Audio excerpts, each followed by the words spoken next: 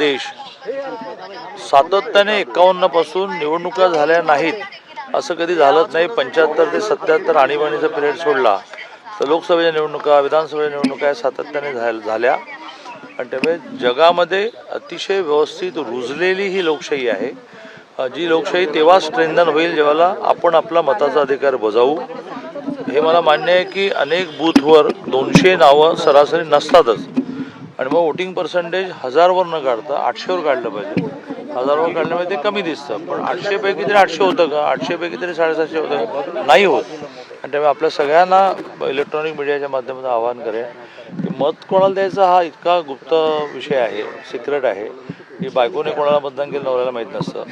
पण मतदानाला तर जा अशी मी आपल्या सगळ्यांच्या वतीने आवाहनीकरण विनंती करेन. राज्यात काय परिस्थिती राहील, महायुतीला किती जागा मिळतील असं क्लिअर झालं, जवळ क्लिअर झालं. उलट वोटिंग पर्सेंटेज वाढल्यामुळे वाढीव टक्का नेहमी BJPच्या महायुतीच्या बाजूने असतो.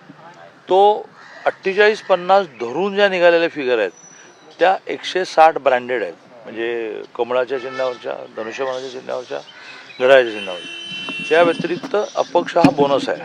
144ला असं राज्य येतं, 160 ब्रँडेड आहेत. आणि त्यामुळे वाढीव टक्का हरियाणामध्ये चमत्कार काय घडला तर टक्का वाढला. तर माझ्या कोथरूड मतदारसंघामध्ये 4,40,000 मतदार, 1% वाढला की 4,400 वाढतात. 10% वाढले तर 44,000 वाढतात.